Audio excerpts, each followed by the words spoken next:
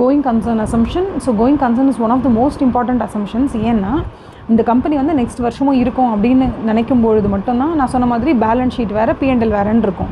இல்லை எல்லாத்தையுமே இந்த வருஷத்தோட ஊற்றி மூட போகிறோம், இல்லை அதுக்கு அடுத்த வருஷம் this is not going to exist, or எங்களுக்கு கன்ஃபார்மாக தெரியல இது எக்ஸிஸ்ட் ஆகுமா இல்லையா அப்படின்னா நீங்கள் வந்து அசட்டோட வேல்யூஸ், லைபிலிட்டிஸோட வேல்யூஸ் எதுவுமே வந்து it's not going to do ஜஸ்டிஸே பண்ண போகிறதில்ல. ஸோ நம்ம வந்து கோயிங் கன்சர்ன் டெஃபினட்டாக நெக்ஸ்ட் இயர் இவங்க கன்டினியூ பண்ணுறாங்கன்னும் போது மட்டும்தான் அது கரெக்டாக இருக்கும். இல்லை கோயிங் கன்சர்ன் ஏதோ அஃபெக்ட் ஆகுது அப்படின்ற மாதிரி தோணுச்சுன்னா auditor should definitely give a heading going concern assumption பாதிக்கப்படுதுன்றதை அவர் கண்டிப்பாக ரிப்போர்ட் பண்ணணும். ஸோ இவங்க என்ன சொல்கிறாங்கன்னா, ஃபர்ஸ்ட் ஆஃப் ஆல் வந்து they're saying that under going concern basis of அக்கௌண்டிங்கில் ஃபினான்ஷியல் ஸ்டேட்மெண்ட்ஸ் என்ன அசம்ஷன் ப்ரிப்பேர் பண்ணுவோம், that in the foreseeable future this company will go on forever அந்த மாதிரி.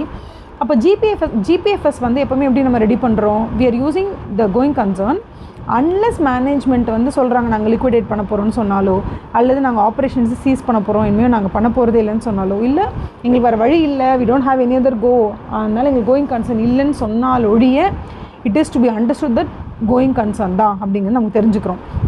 And then it is also very important that going கன்சர்னில் இருக்கக்கூடிய ஒரு அசம்ஷனில் இருக்கக்கூடிய ஒரு கம்பெனி வந்து அவங்களோட லேண்டு, பில்டிங்கு இதெல்லாம் எந்த ரேட்டில் போட்டிருப்பாங்க, என்ன அமௌண்ட்டில் டிஸ்க்ளோஸ் பண்ணியிருப்பாங்கன்னா நார்மல் கோர்ஸ் ஆஃப் பிஸ்னஸில் இதை நம்ம சேல் பண்ணணுன்னா இல்லை ரீப்ளேஸ் பண்ணணுன்னா எவ்வளோ ரேட் வேணுமோ அந்த ரேட்டு தான் அங்கே போட்டிருப்பாங்க. ஸோ இந்த use of going concern basis வந்து இஸ் அப்ராப்ரியேட். அசட்ஸும் சரி லைபிலிட்டிஸும் சரி are recorded on the basis that the entity will be able to realize its assets and discharge its liabilities in the normal course of business. அப்போ என்ன சொல்கிறாங்க, இந்த paragraph நல்லா படித்து பார்த்துக்கோங்க. when the use of the going concern basis of accounting is appropriate னா அசட்டும் சரி லைபிலிட்டிஸும் நம்ம எப்படி ரெக்கார்ட் பண்ணியிருப்போம், that in the foreseeable future இந்த கம்பெனினால் லைபிலிட்டிஸ் எல்லாம் டிஸ்சார்ஜ் பண்ண முடியும், அசட்ஸ் எல்லாத்தையுமே ரியலைஸ் பண்ண முடியும் நார்மல் கோர்ஸ் ஆஃப் பிஸ்னஸில் அப்படிங்கிறத நம்ம அங்கே அஸ்யூம் பண்ணியிருப்போம். ஓகேவா? Plus most of the time அது ஹிஸ்டாரிக்கல் காஸ்ட்டில் தான் நம்ம ரெக்கார்ட் பண்ணியிருப்போம். ஓகே, ஃபார் எக்ஸாம்பிள் இப்போ நீங்கள் அடையாரில் வந்து ஒரு 5 ஏக்கர் லேண்ட் வாங்கி அங்கே தான் ஃபேக்ட்ரி செட் பண்ணியிருக்கீங்கன்னா நீங்கள் அந்த 1995 2000 தான் லேண்ட் லைக் 1995 அந்த லேண்ட் வாங்கியிருக்கீங்கன்னு வச்சுக்கோங்களேன். அப்போ வாங்கின அந்த அக்விசிஷன் காஸ்ட்டில் தான் உங்கள் பேலன்ஸ் ஷீட்டில் இருக்கும். ஸோ கோயிங் கன்சர்ன் அசம்ஷன் இருக்கும் பொழுது நம்ம அசட்டோட வேல்யூஸ் எல்லாமே நார்மல் கோர்ஸ் ஆஃப் பிஸ்னஸில் நீங்கள் அக்விசிஷன் காஸ்ட்டில் தான் நீங்கள் அதை போட்டிருப்பீங்க. So that should be understood. And then auditor should also mention that போதுமான அளவுக்கு சஃபிஷியன்ட் அப்ராப்ரியேட் ஆடிட் எவிடன்ஸ் அவர் கிடச்சிருக்கா, தட் என்னென்ன that the going concern basis வந்து ஜஸ்டிஃபைபிளாக காமிக்கிறதுக்கு அவருக்கு போதுமான அளவுக்கு எவிடன்ஸ் இருக்கா அப்படிங்கிறத பார்த்துக்கணும். ஓகேவா? சஃபிஷியன்ட் அப்ராப்ரியேட் ஆடிட் எவிடன்ஸ் இருக்கா அப்படின்னு பார்த்துக்கணும்.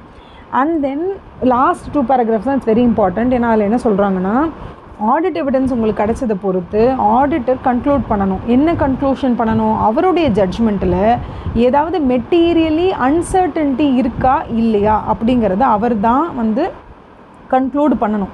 அப்படி ஒரு அன்சர்டன்ட்டி இருந்தால் அது கோயிங் கன்சர்ன் இருக்குமா இருக்காதாங்கிற அளவுக்கு மேஜராக ஒரு சிக்னிஃபிகண்ட்டான டவுட்டை காஸ்ட் பண்ணுதா அப்படிங்கிறதையும் அவர் தான் ஜட்ஜ் பண்ணணும். சப்போஸ் அப்படி ஒரு மெட்டீரியல் அன்சர்டன்ட்டி இருக்குன்னு அவர் கண்டுபிடிச்சிட்டாருன்னு வச்சுக்கோங்க. இப்போ உங்களுக்கு டவுட் வரும்ல, மெட்டீரியல் அன்சர்டன்ட்டினா என்ன அப்படின்னு.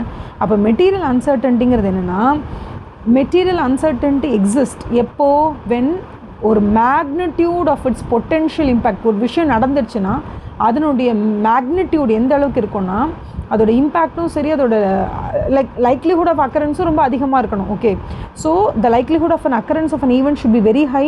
அந்த பொட்டென்ஷியல் வந்து that is the potential of an event ஹேப்பனிங்கும் அதிகமாக இருக்கணும். அது அப்படி நடக்கும் பொழுது அதனால் ஏற்படக்கூடிய இம்பேக்டும் சரி, அதனால் ஏற்படக்கூடிய how do you call the end result of it is going to affect the going concern. கோயிங் கன்சர்னே பாதிக்கிற அளவுக்கு ஒரு பெரிய ப்ராப்ளம் அது அப்படின்னு உங்களுக்கு தோணுச்சுன்னா, தட் இஸ் உங்களை ஆடிட்டரோட ஜட்ஜ்மெண்ட்டில் அவருக்கு அப்படி தோணுச்சுன்னா அவர் டெஃபினட்டாக அப்ராப்ரியேட்டாக டிஸ்க்ளோஸ் பண்ணணும் of the nature and the implications of the uncertainty. என்ன மாதிரியான ஈவெண்ட் அது நடக்க போகுது, அப்படி அது நடந்தால் எந்த அளவுக்கு இம்ப்ளிகேஷன்ஸும் இம்பேக்டும் இந்த கம்பெனி மேலே இருக்குன்றதை அவர் டெஃபினட்டாக டிஸ்க்ளோஸ் பண்ணணும்.